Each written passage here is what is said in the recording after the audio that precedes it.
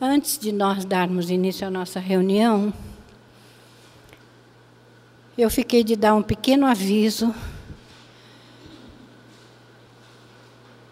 aos médiuns, na hora do passe, levantar para vibrar, tá? Quem não é médium de passe, fique sentadinho esperando o seu passe, tá? Esperando o que eu estou falando é a vibração chegar até vocês, não é o passe ostensivo, tá bom?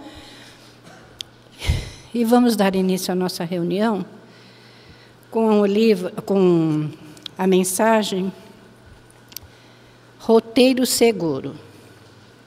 Eu estava até falando aqui para o Otávio, que aqui fala do aniversário do lançamento do livro, mas eu achei pertinente para que a gente possa perceber a grande responsabilidade que nós temos de estudar o Evangelho.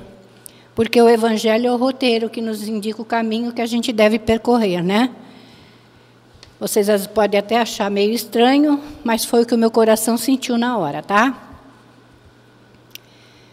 Meus irmãos, os espíritos aqui presentes pedem que se fale em nome de todos eles sobre a divulgação de O Evangelho segundo o Espiritismo, cujo aniversário de lançamento ocorre no mês de abril.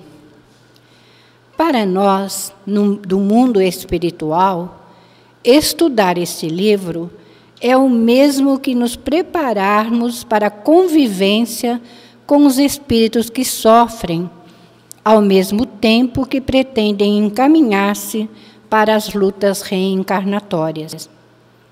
A vida complexa para quase todos os homens pede um roteiro, um rumo, para que aqueles que sofrem, seguindo-o, encontrem o melhor caminho na direção do bem. Devidamente inspirado, Allan Kardec sentiu que nas máximas cristãs, apoiadas nas mensagens do mundo invisível, poderia ele organizar um roteiro que orientasse o homem para o exame das dores em seus momentos de angústia.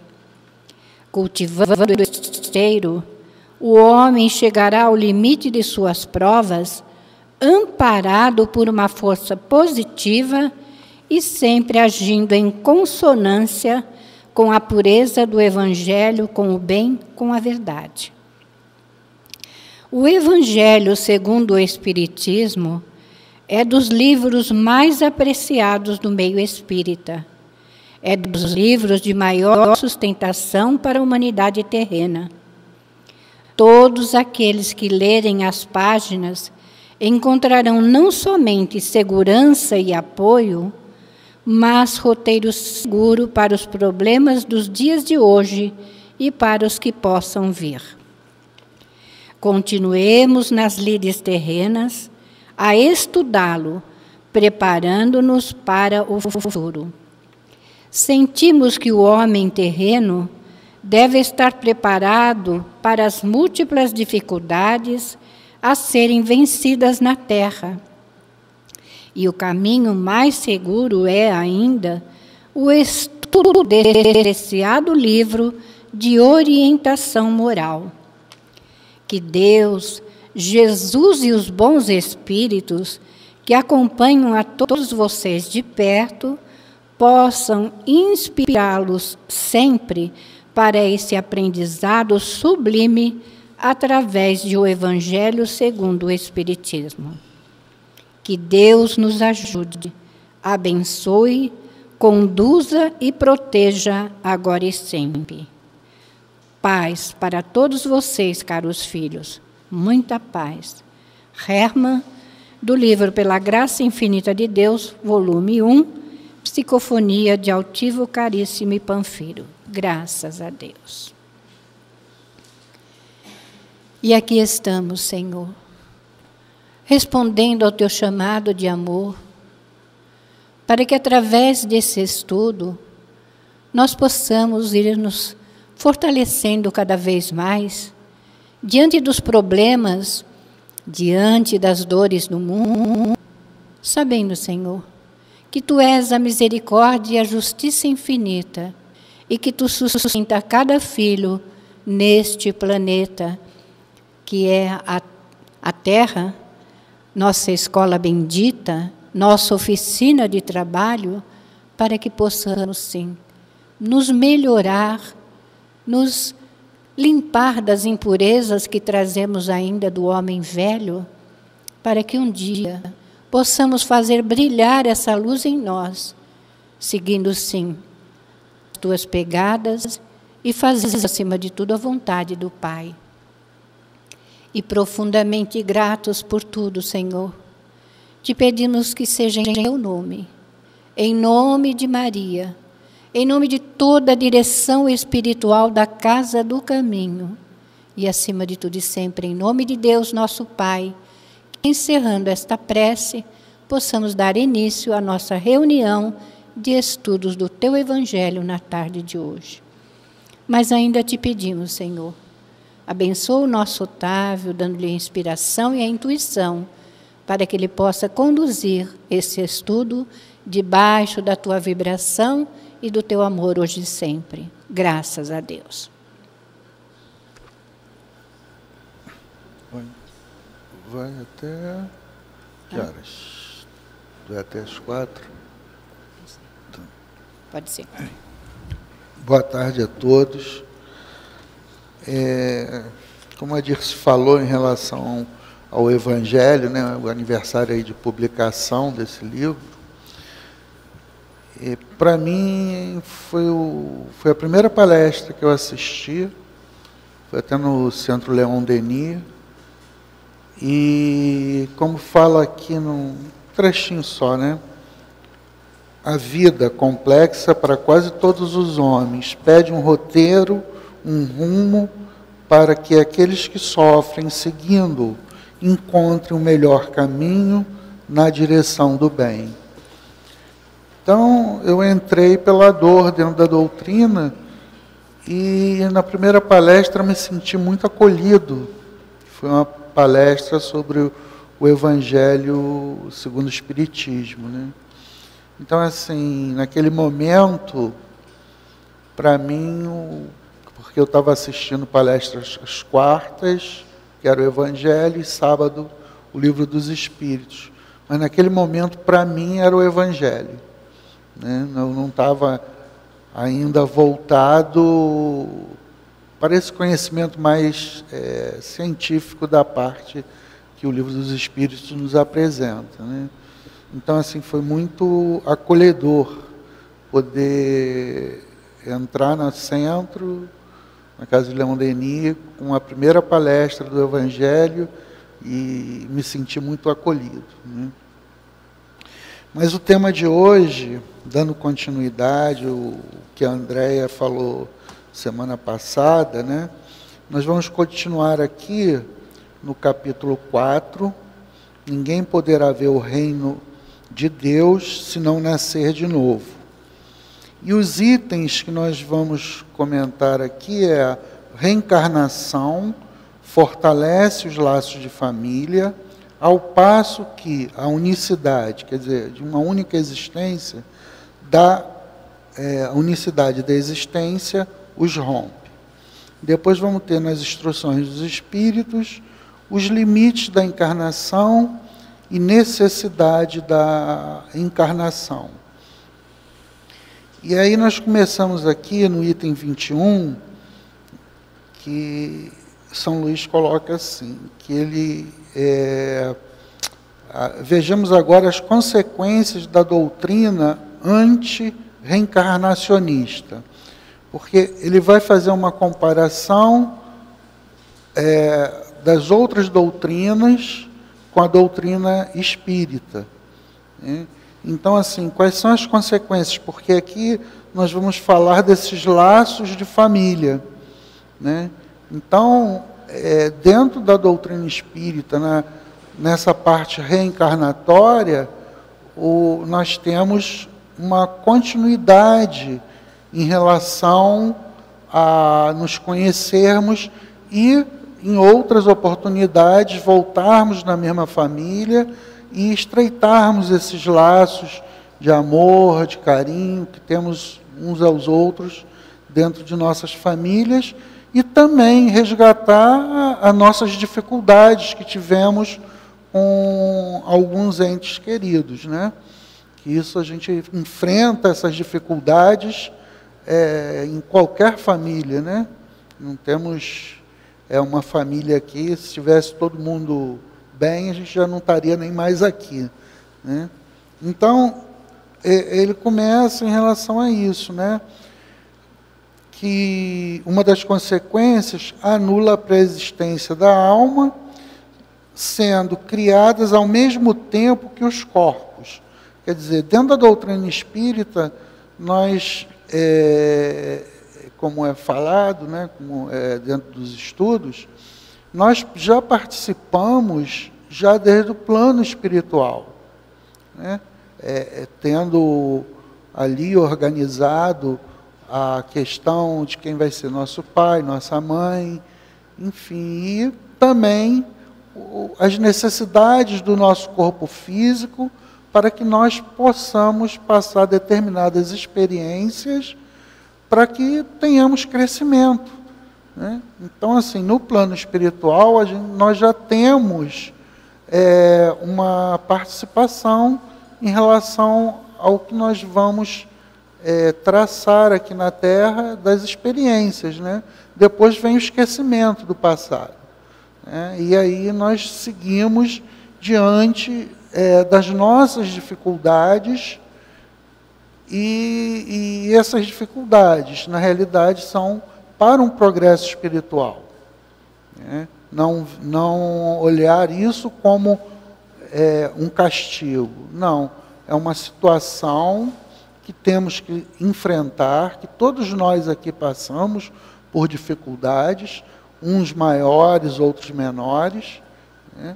Então, nós, crendo na questão da reencarnação, nós já temos uma ideia antecipada disso, nós já participamos, antes de reencarnarmos, nesse processo, né? E aí, ele continua aqui. Aí ele coloca aqui que serão completamente estranhos, tanto o corpo quanto o espírito um do outro, né? Então você não tem esse esclarecimento que a doutrina traz para nós, né? Dessa antecipação, dessa programação no plano espiritual. Então, como é uma única existência, o espírito não existia. E quando tem a concepção, o corpo biológico, já no início, né? Então as coisas vão se dar ao mesmo tempo.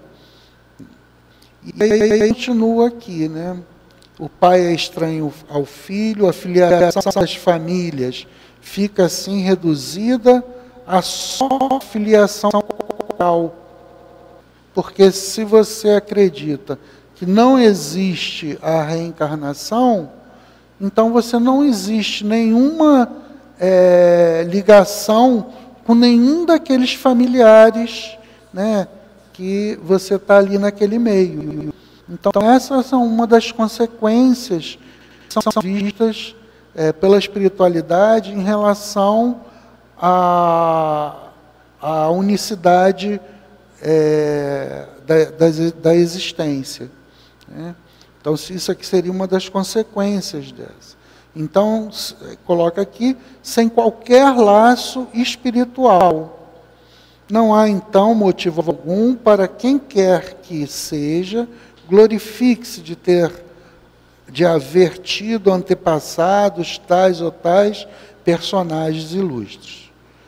Com a reencarnação, ascendemos e descendemos, descendentes, podem já terem conhecido, vivido juntos, amado, e podem reunir-se mais tarde, a fim de apertarem entre si os laços de simpatia, né? Então, assim, na reencarnação, nós já podemos ter vindo em outras situações, com aqueles familiares.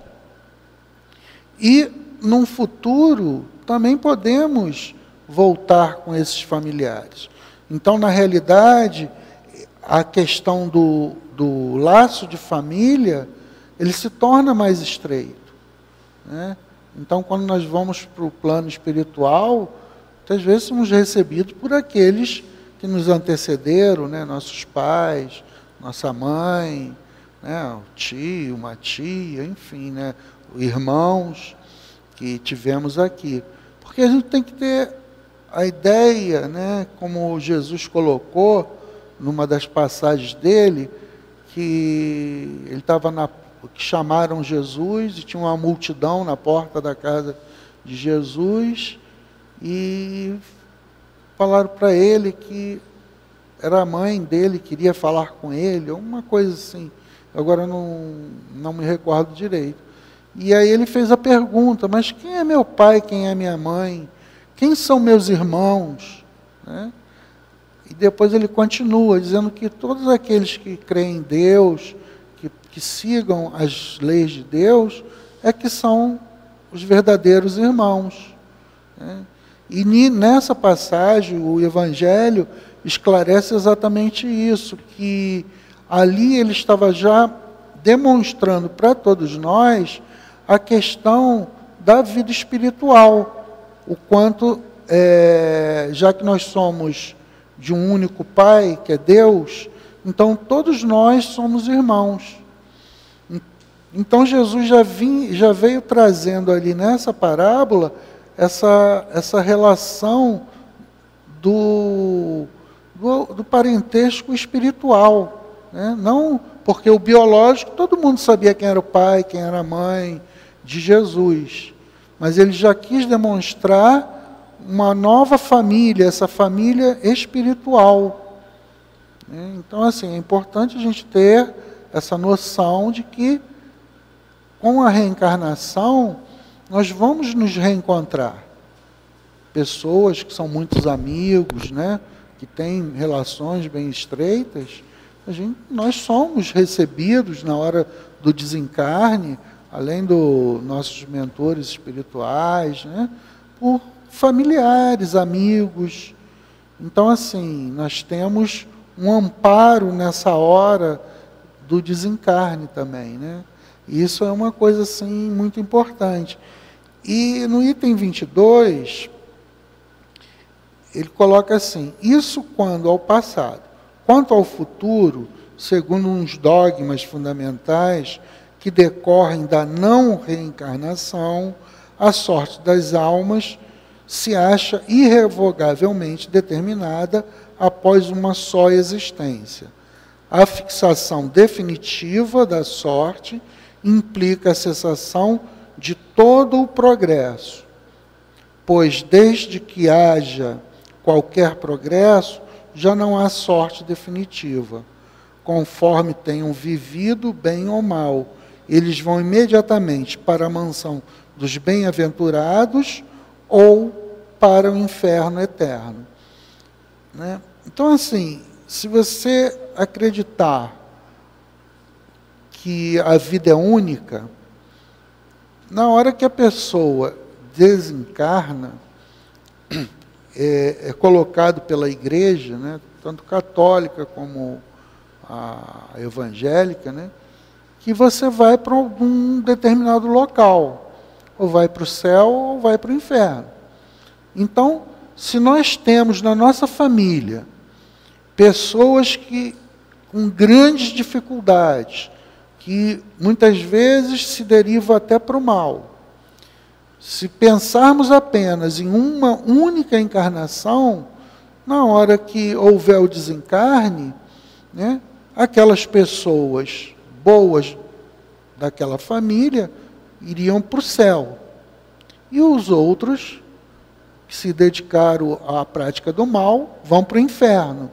E com isso você tem uma separação entre os familiares. Né? Na doutrina espírita, não. Se você praticou o mal, né, e outra coisa que é importante, que vai ficar lá eternamente.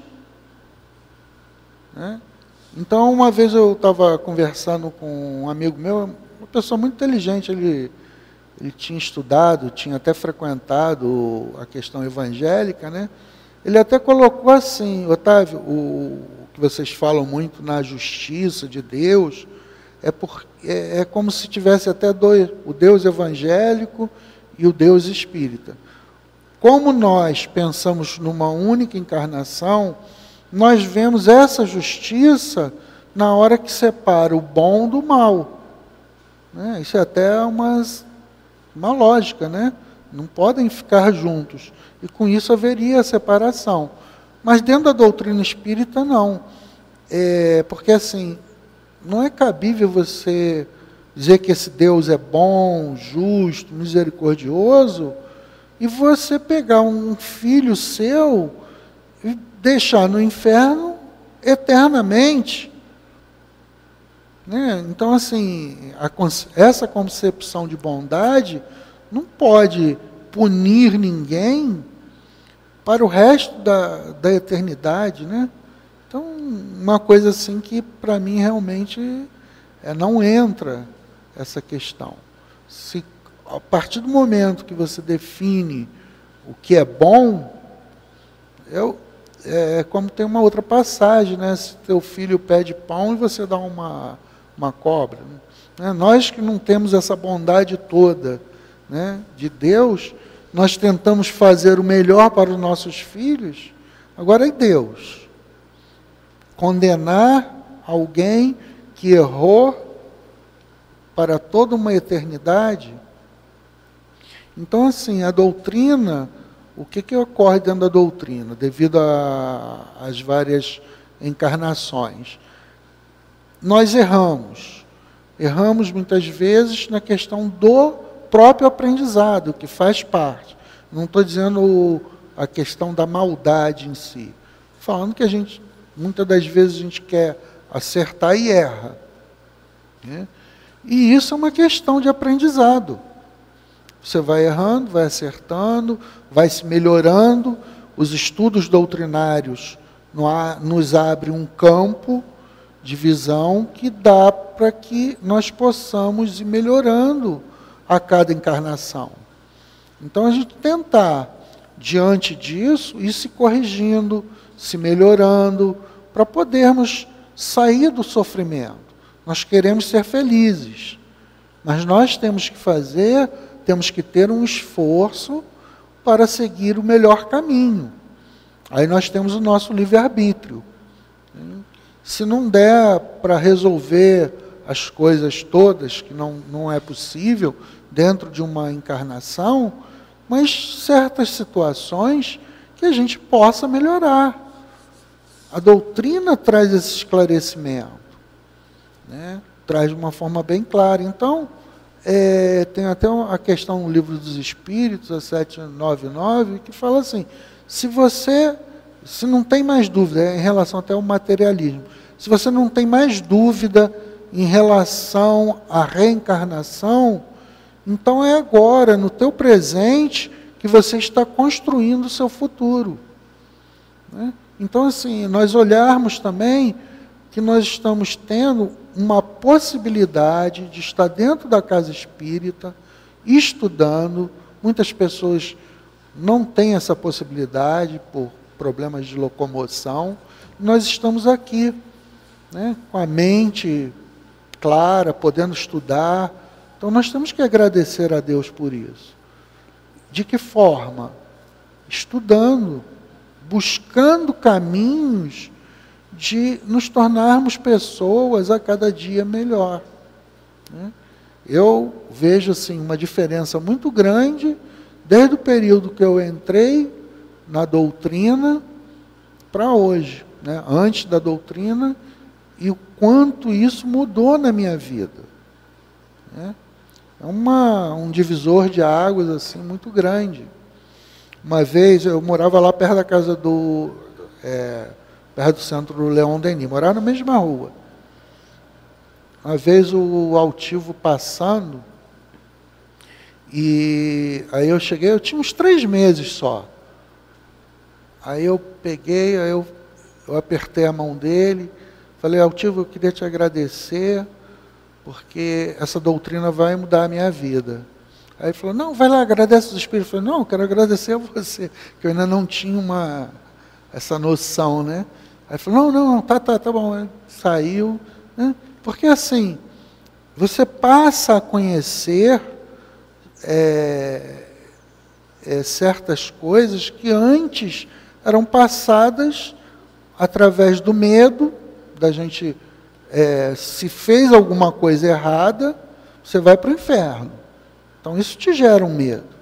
E depois te gera uma culpa de você ter feito alguma coisa errada e você fica naquela ali de não cometer um erro para você não ir para o inferno.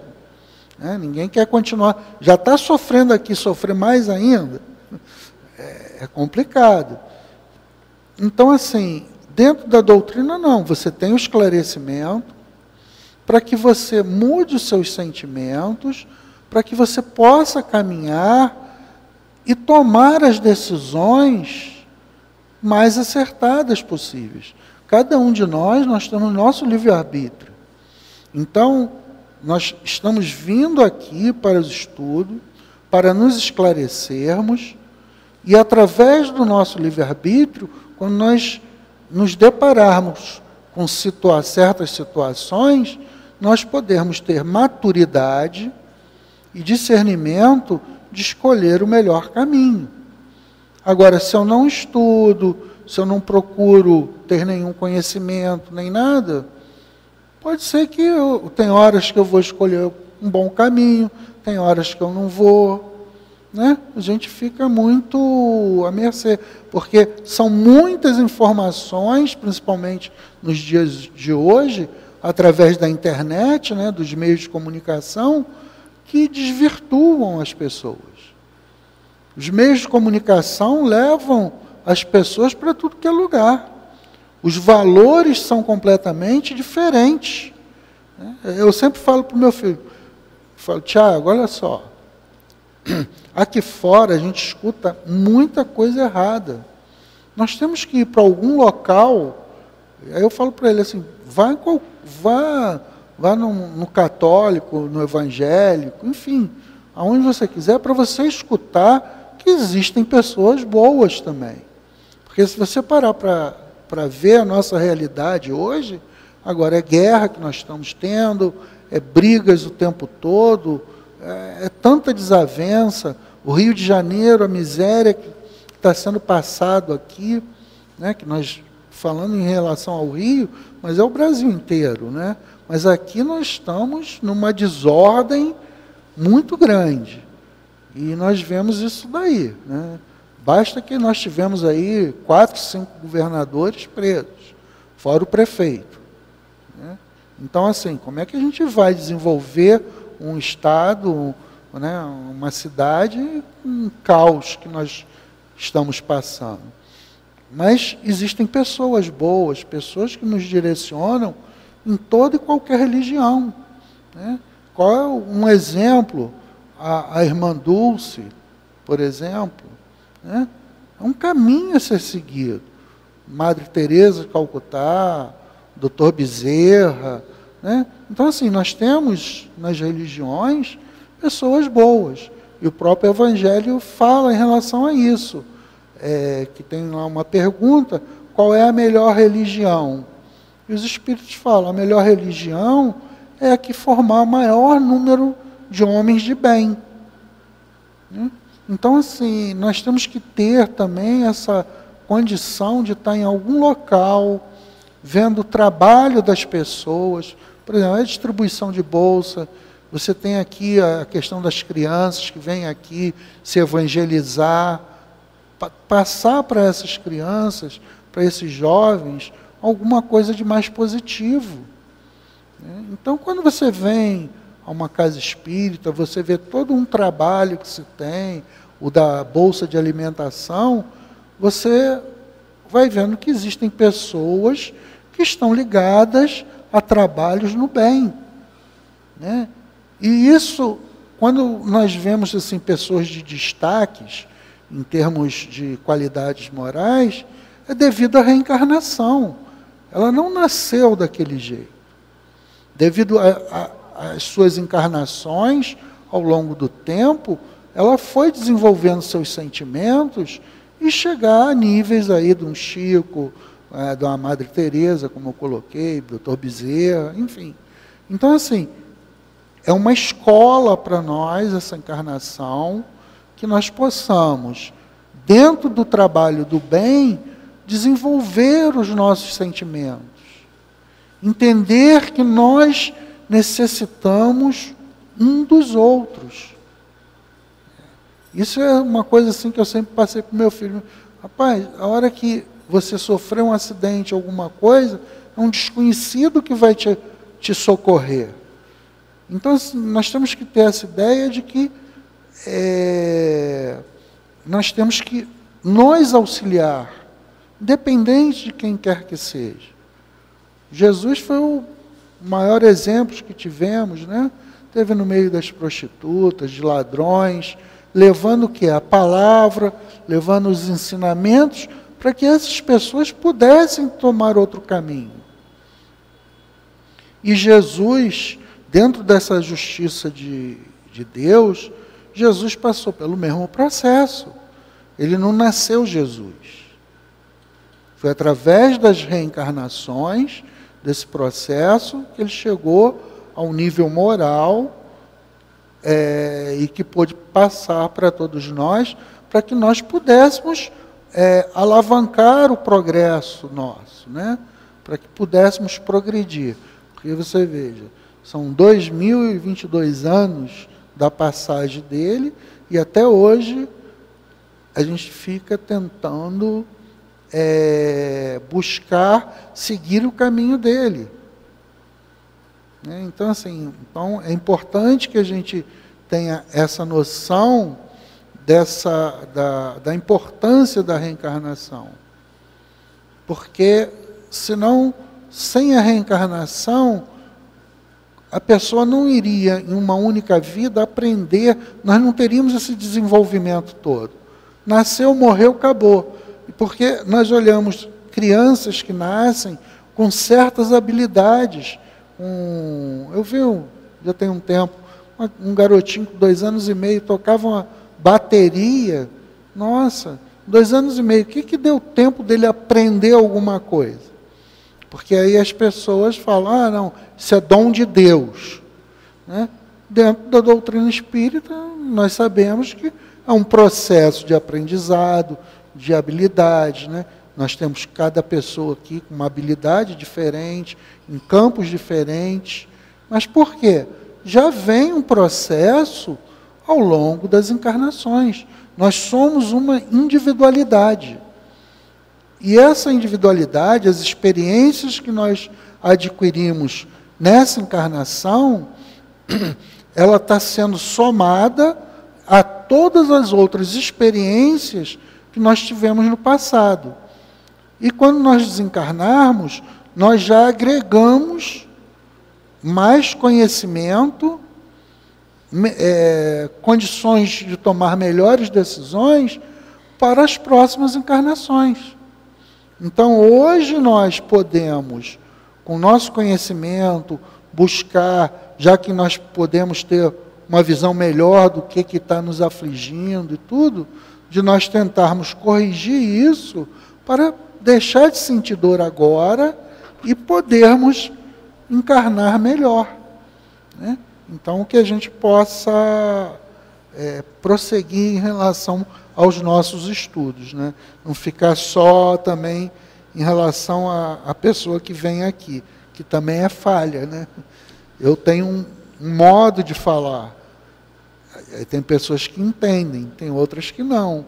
Então é bom a gente diversificar, nós vermos outras pessoas, outras palestras aí pelo YouTube, tudo, né, que possam dar uma explicação que venha melhor ao nosso entendimento. Né? E aqui no item 22 ele começa, jamais podem estar certos de se ver novamente. É uma ruptura absoluta dos laços de família. né, a questão da não reencarnação, né? Com a reencarnação e o progresso a que dá lugar, todos os que se amaram tornam a se encontrar na Terra e no espaço, juntos gravitam para Deus. Se alguns fraquejam no caminho, esses retardam o seu adiantamento e a sua felicidade, mas não há para eles perda de toda esperança. Ajudados, encorajados e amparados pelos que os amam, um dia sairão do lodaçal em que se enterraram. Com a reencarnação, finalmente, há perpétua solidariedade entre encarnados e os desencarnados, e daí estreitamento dos laços de afeição, né? Então, quer dizer, aqui não existe essa pena eterna. Você fez o mal, ficou lá eternamente. Não é o caso. Você vai se atrasar em relação a você progredir na sua vida espiritual e chegar a espírito puro. Mas, de qualquer forma, você vai ser ajudado e você vai ter outras oportunidades de se melhorar. E no item 23, coloca aqui 4 alternativas que se apresentam ao homem, o seu futuro de além-túmulo. Uma é a doutrina materialista, que é o nada. Então, não tem, morreu, acabou. Então, não vai existir realmente nenhum laço de família em relação a isso, né? A outra também é a doutrina panteísta, que há uma absorção no todo universal de acordo com a doutrina. Quer dizer, a pessoa morreu e tudo volta para o todo universal. Então, dessa forma também, você rompe com os laços de família. E aí, São Luís vem aqui no outro, aqui, a terceira, que já tem a questão da individualidade, que é a parte da doutrina da igreja, né? Então, cada um tem uma individualidade, mas é o que eu falei anteriormente, né? Você vai ter 2 locais, o céu ou o inferno. E aí os espíritos colocam aqui, ó, a individualidade com fixação definitiva da sorte, segundo a doutrina da igreja, né? Então, você nasceu, eles têm essa crença na parte espiritual, mas é a sorte de você estar ali e caminhar para o bem ou para o mal. Se você caminhar para o bem, você vai ficar lá no inferno eternamente, né? E a quarta, que também tem a individualidade, que seria a questão da doutrina espírita, e que aí São Luís explica, com progressão indefinida, né, conforme a doutrina espírita. Segundo as 2 primeiras, a materialista e a panteísta, os laços de família se rompem por ocasião da morte, nenhuma esperança resta às almas de se encontrarem futuramente. Com a terceira, que seria o da igreja, há para elas a possibilidade de se retornar a ver. Mas olha o detalhe, desde que sigam para a mesma região. Se a pessoa fez o mal, seguiu para o inferno. E lá ele pode encontrar os afins. Ou se fez o bem, foi para o céu e ali encontrar. E nisso também haveria essa divisão dos laços de família, né? Aí, desde que sigam para a mesma região, que tanto pode ser o inferno como o paraíso. Com a pluralidade das existências, inseparável do progresso, da progressão gradativa, há a certeza na continuidade das relações entre os que se amaram, e é isso que constitui a verdadeira família. Então, nós temos essa família espiritual que vai continuar e que, em determinados momentos, uns vão estar em determinadas posições, mas que vão dali e não vão ficar eternamente. Ele vai ter que ter o próprio esforço, ter o seu esclarecimento e poderem seguir em frente, poderem caminhar, né? E aí eu trago aqui uma coisa assim que me fez crer na reencarnação, que a pessoa falou, logo foi na primeira palestra, e até a Andréia repetiu semana passada, né? Que eu vou só ler aqui um trecho, que em verdade, digo-te, ninguém pode ver o reino de Deus se não nascer de novo. Disse Nicodemos, como pode nascer um homem já velho? Pode tornar a entrar no ventre de sua mãe para nascer uma segunda vez? Retorquiu-lhe Jesus, em verdade, digo-te, se um homem não renascer da água e do Espírito, não pode entrar no reino de Deus. O que é nascido da carne é carne, e o que é nascido do Espírito é Espírito. Jesus aqui faz uma definição, separando bem o que é o corpo biológico e o Espírito. Então, nessa palestra, a pessoa falou sobre isso. E eu falei assim, mas então, isso aí para mim é reencarnação. Eu não tive dúvida em relação a isso. Entendeu? E eu não tinha nenhuma influência em relação à doutrina, já que era a primeira vez que eu estava ali. E a segunda que esse palestrante colocou foi o seguinte, porque Jesus subiu ao monte com Pedro, Tiago e o irmão do Tiago, se eu não estou enganado, e que está aqui nesse capítulo aqui, são índices anteriores. Seus discípulos então o interrogaram desta forma, por que dizem os escribas ser preciso que antes volte Elias? Jesus lhes respondeu, é verdade que Elias há de vir e restabelecer todas as coisas, mas eu vos declaro que Elias já veio, e eles não o conheceram e o trataram como lhes aprouve. É assim que farão sofrer o Filho do Homem. Então seus discípulos compreenderam que fora de João Batista que ele falara. Então, quer dizer, mostrando aqui, foram 2 itens assim que eu falei, mas isso para mim é reencarnação. Simples assim.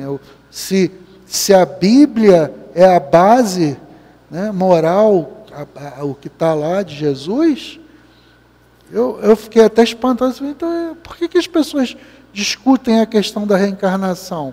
Porque isso aqui para mim é muito claro, né? Mas para outras pessoas não, né?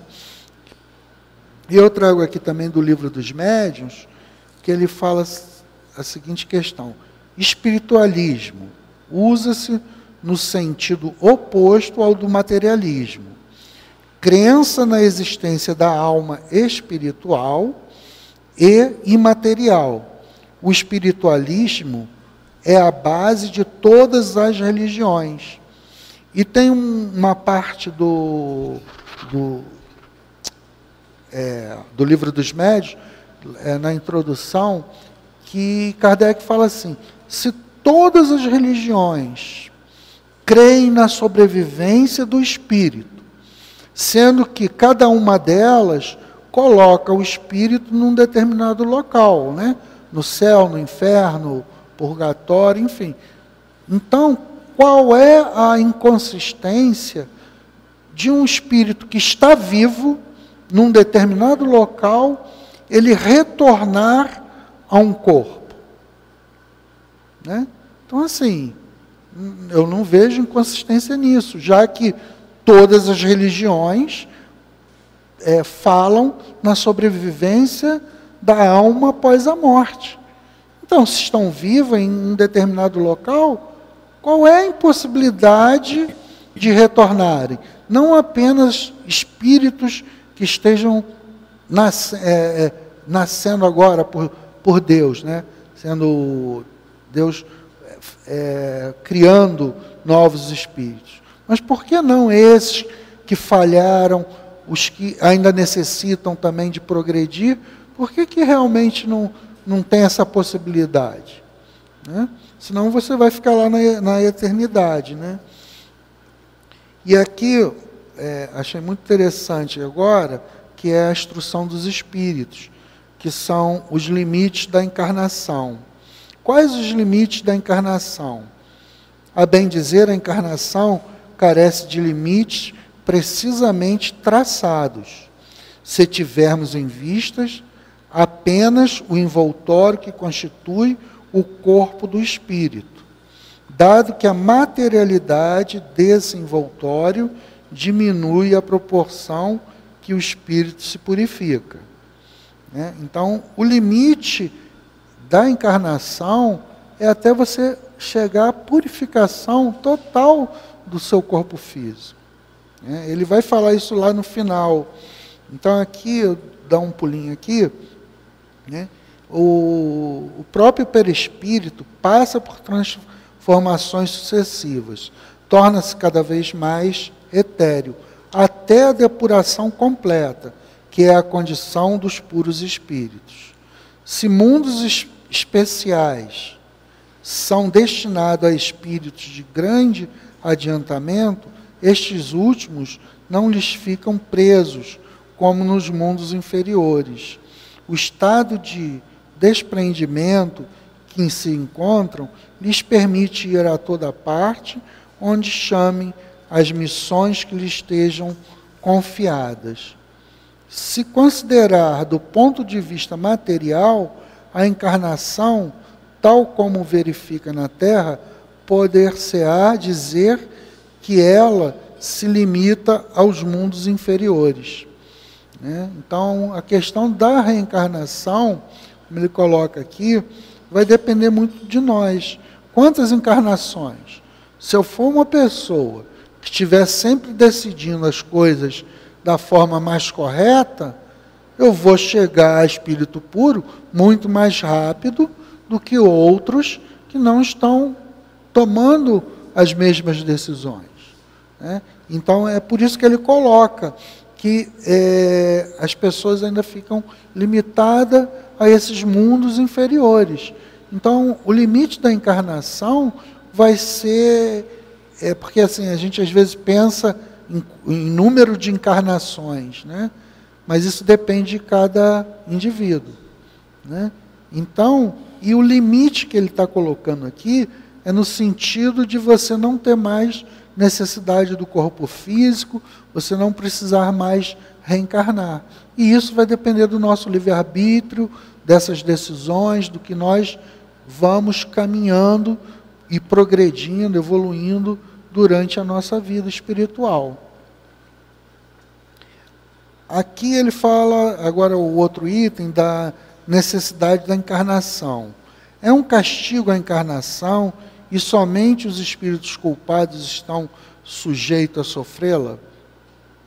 A passagem dos espíritos pela vida corporal é necessária para que eles possam cumprir, por meio de uma ação material, os desígnios cuja execução Deus lhe confiou. Então, a necessidade, a nossa necessidade, nós passarmos por essa experiência no corpo carnal, para que nós possamos vir aqui e ver realmente se nós já estamos nos melhorando. Então, nós temos essa necessidade. É-lhes necessário, a bem deles, visto que a atividade que são obrigados a exercer lhes auxiliam o desenvolvimento da inteligência. Sendo soberanamente justo, Deus tem que distribuir tudo igualmente por todos os seus filhos. Assim é que estabeleceu para todos o mesmo ponto de partida, a mesma aptidão, as mesmas obrigações a cumprir e a mesma liberdade de proceder. Quer dizer, todos, isso aí inclusive Jesus. Né? Então, todos nós passamos pelo mesmo processo. Né? Então, assim, Importante que a gente veja que nós estamos num determinado nível, né? E que, devido às nossas encarnações, nós vamos progredindo de acordo com as nossas decisões, com o nosso livre-arbítrio, né? E na 26, ele faz aqui uma comparação até da escola, né? Se a encarnação é para espíritos culpados, né? Aí faz aqui uma comparação. Você, às vezes, não consegue passar de uma série para outra. Não é aquela classe que está te obstruindo nem nada. É por falta do seu aprendizado, porque você não se dedicou, por uma série de imprudências que nós cometemos, né? E que a gente não se desenvolve até chegar, como ele coloca aqui, até a faculdade, por exemplo. Então ele faz uma comparação com a nossa vida em relação a isso. Então, se uns estão mais na frente do que nós, depende tudo dos nossos esforços. E quando você volta a refazer tudo isso de novo, a encarnação se torna uma coisa pesada para nós, né? Se torna um castigo. E na realidade não é. Na realidade foi que nós fomos irresponsáveis, deixamos de buscar, procurar fazer as coisas da melhor maneira possível e acabamos tendo que repetir de novo uma reencarnação. Tá bom, gente? Já deu 4 horas aí, né? Tá? Obrigada. E vamos então agora à leitura do livro Fonte Viva, a lição número 10, certamente. Certamente cedo venho. Apocalipse, capítulo 22, versículo 20. Quase sempre, enquanto a criatura humana respira na carne jovem, a atitude que lhe caracteriza o coração para com a vida é a de uma criança que desconhece o valor do tempo. Dias e noites são curtos para internação em alegrias e aventuras fantasiosas. Engodos mil da ilusão efêmera lhe obscurecem o olhar e as horas se esvaem num turbilhão de anseios inúteis. Raras pessoas escapam de semelhante perda. Geralmente, contudo, a maturidade aparece e a alma já possui relativo grau de educação. O homem reajusta apressado a conceituação do dia. A semana é reduzida para o que lhe cabe fazer. Compreende que os mesmos serviços na posição em que se encontra se repetem a determinados meses do ano, perfeitamente recapitulados, qual ocorre às estações de frio e calor, floração e frutescência para a natureza. Agita-se, inquieta-se, desdobra-se no afã de multiplicar as suas forças para enriquecer os minutos ou ampliá-los, favorecendo as próprias energias.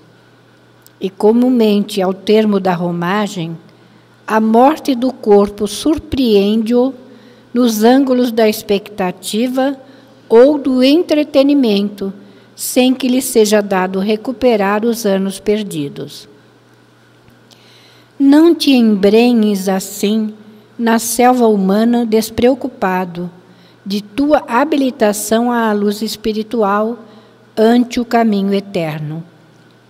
No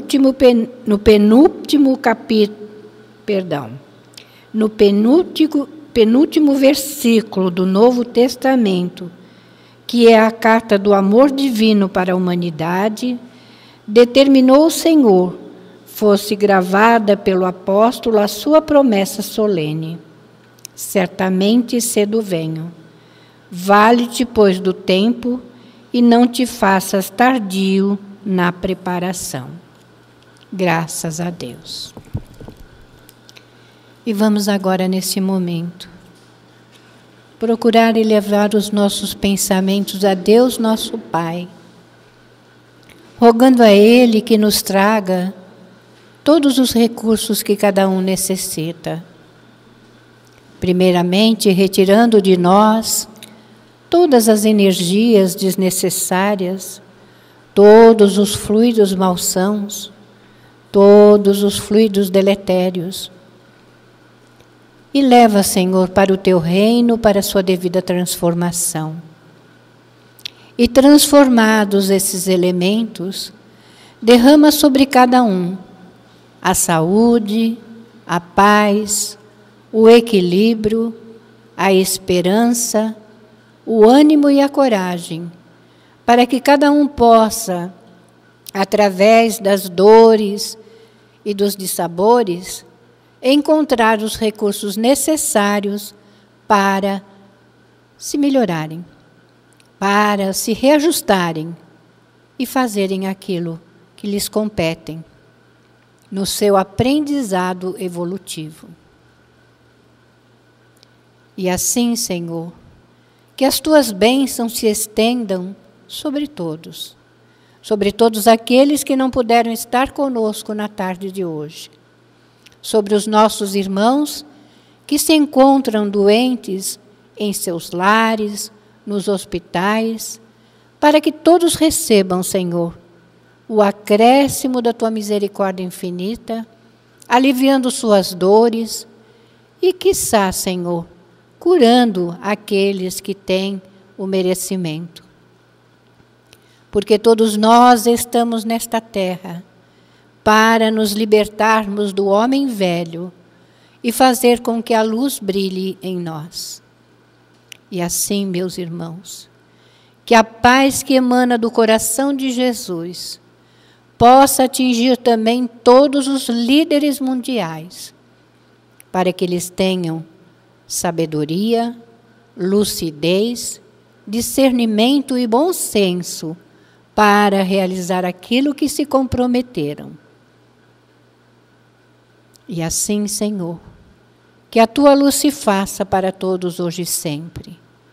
E em teu nome, Senhor, em nome de nossa Mãe Santíssima, em nome desses generosos e abnegados amigos espirituais, aos dirigentes espirituais da nossa casa, mas, acima de tudo e sempre, em nome de Deus, nosso Pai, que, encerrando esta prece, possamos encerrar a nossa reunião da tarde de hoje.